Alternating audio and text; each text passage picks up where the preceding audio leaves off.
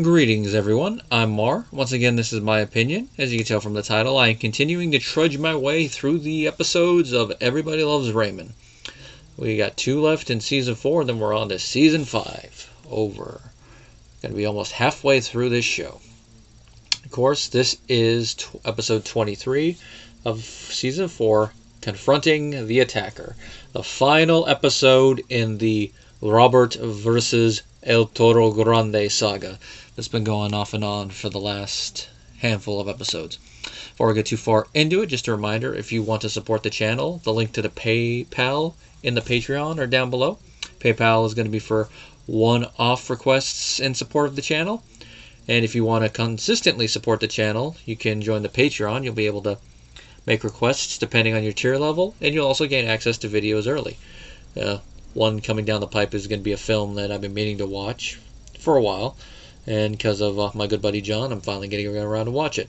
I gave you a clue. Get off of my plane. Now, this is another Lou Schneider and Kathy Ann Stump written episode, and you watch it, you can definitely tell they really do good jobs of writing Robert-centered episodes. And, of course, how they write the family and all the dramedy ensuing, because this is definitely an episode that has both drama and comedy, so dramedy. Now, the plot of the episode is that after healing from the incident, Robert is finally going back to work. Moved back out, now he's going back to work. And to add to it, Amy and him are now back together. And how they got back together, Amy called him, they get back together. Always seems interesting that when they get back together, it's a big one. It always seems to be Amy who makes the first step and then Robert goes with it. The only time that's not going to be the case is the last time they get back together. Because that one we don't really know the specifics since everything other than the meeting happens off screen. But if you want to blame anybody for that, it's probably Robert. But we'll get to that when we get to Season 7, I believe, is when that episode takes place. So a couple seasons time. Year down the road, depending on when this episode goes live. Now, everything seems to be going well for Robert, back where he was before he ran into the bull. Well, he goes back to work and they're sent. They call it a 1010, but it's shoplifting, so I'm guessing that's a different jurisdiction police code. Because out here, what we use for security and all that, a 1010 would be asking for a break. Could also be them just throwing in a random 10 code and not understanding the full thing of it. But considering that Ray Romano's real-life brother did come in every now and then, and they might have used him as a consultant. I never really mentioned if they did or not, but I have a feeling he might have asked, like, hey, what's the code for blah, blah? Oh, that's a... Especially since his brother was a sergeant, but getting back on track. They show up there. Robert seems to be doing fine at first, but then once he's dealing with the punks, you can tell he's freezing. He's been out of the game for a while, now he's frozen. Which is understandable, because even in security, when you're gone for a length of time, and you come back in, it feels weird for a second, but then once you get back in there, everything clicks, you're like, back in the game. And that's usually, for me, after 2 weeks of being on PTO. So I can only imagine recovering from a bull incident for 4 months and then going back to work as a cop. It's going to be a little bit bigger, especially since we know that Robert is a nice guy. We see he can go into that mode whenever it happens. Back in Season 2, we saw that when he interrupted the armed robber, even though he could have drawn his weapon, but probably a bad idea to draw it in a crowded restaurant. Here, though, Judy, Sherry Shepherd, always nice to see her, is Judy, manages to take control of the situation. Robert goes outside and sits. And he decides he's going to quit the force. Now, he's not quite at the 20-year mark, so it's not going to be a full retirement. It'd either be him quitting or something happened to where he takes early retirement. But here, he's just going to quit. And he upsets the entire family. First, he kind of snaps at Amy. So she storms off like, oh, man, I made a mistake again. Which is like, oh, my God. Now, whether this is actually a breakup, it's hard to tell. Based on Amy's reaction, you could assume it is, and the fact that at the end of the episode, I know I'm skipping ahead in the plot here, Robert has to go back and, I don't really would say grovel, but apologize and bring chocolates while Amy's giving him this look. So I guess you could say that kind of, but it's debatable whether you'd say that's a breakup or a down moment, but it is Robert's fault since he did snap at her. When he could have led into it like, okay, guys, just give me a moment and then I'll explain. But, of course, without that, you'd have no comedy and no drama. Well, he explains to the rest of the family what's going on. He froze there. He's got to get back in there. He's not going to be able to adjust to this, so he's going to quit the force and get into telemarketing. And they gave Ray an excellent line here when the family finds that out, because everyone else is like, oh, which makes sense, because when you hear a family member or a friend is getting into telemarketing, you're going to be like, oh, good, dear God, why?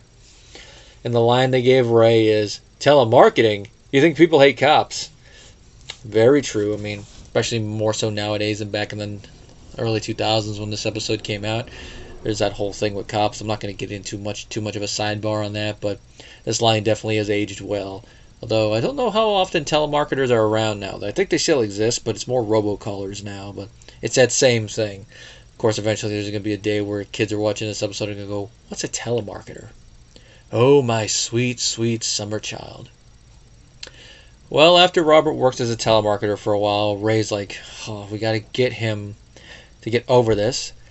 So, as you can tell from the title, confronting the attacker.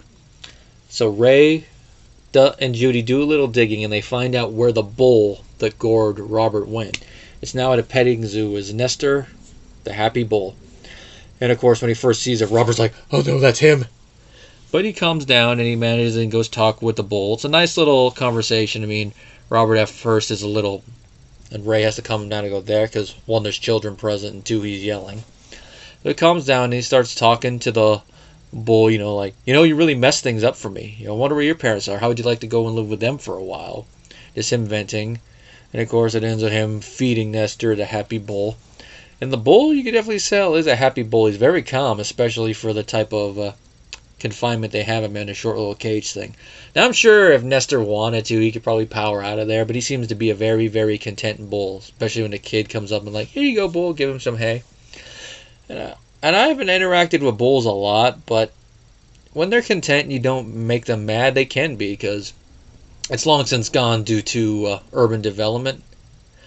But at the elementary school I used to go to, just a few blocks down the road, back when I attended there, the other side of the gate over by the play area was a big open field where this one person was raising cattle.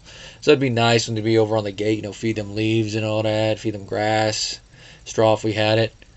And they'd come up and they'd also let us pet them. They were very friendly cows, but there were some bulls over there too, and they weren't very aggressive. So I can tell you from first-hand experience that when a bull is very content and in a good mood, they are going to be a very docile animal. But of course, as we can see, they can be mad. And of course, if this show is not any indication, there's a reason why some people think the running of the bulls should be undone, and that's because of stupid people getting hurt. Now, this episode, of course, does reset the status quo to what it was from before the episode. Amy and Robert back together. Robert back at his job as a New York City police sergeant. Everything moving forward. And it does end on a very funny note. And that is that Robert and Nestor the bull do a PSA about always making sure you look both ways before crossing the street. And it's a nice, heartfelt one. And it ends on a pretty funny pun. And it definitely fits the situation. And how it begins too, where it's like, you might remember me and my friend Nestor from this little video. Cue the footage of Robert being chased by the bull. And then remember, anything could happen in the streets, and that's no bull. Points at Nestor. Then as it goes to credits, perfect way to end this episode.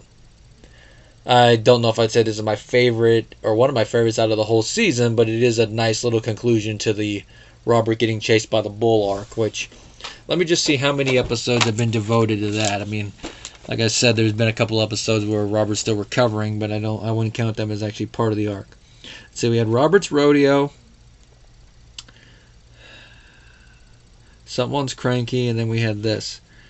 That's actually about it. Just 3 episodes where the rest of the episodes in between this one and Robert's rodeo, we just seen Robert recover from it. Like 10th anniversary, Hacky Dude, Never Makes Something Good, Murray and Frank's New Friends in Alone Time. He's essentially just a background player.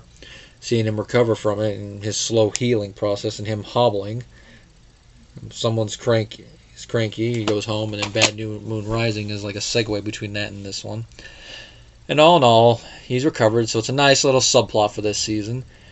And of course, it's going to fully wrap up and move forward in the next one. But of course, in next week's episode, we're going to get It's a question that people who were watching the show when it came out, and even now, if you're watching the show in season order, whether you're watching them along with me or not, and it's inconsequential to this. But one thing some people probably were wondering is like, we know Robert has been divorced, but we don't know the specifics of it other than a few little comments, one of which I will bring up when we get to next week's episode. That, of course, is why did he get divorced? Well, next week we're going to get a little insight into that, and it's going to be the first appearance of Robert's ex-wife. It's going to be amply titled Robert's Divorce. Another flashback one.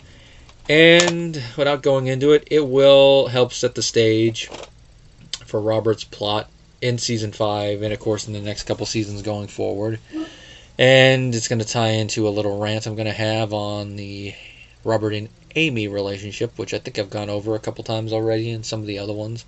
But this is going to be one that I'm going to be like, oh. But we'll get to that when we get to Season 5, and I think it's going to be episode 4 of Season 5. I don't have Season 5 out in front of me, so I have to go back. But that's it. One more episode of Season 4, then 5 ahoy. Till next time, guys.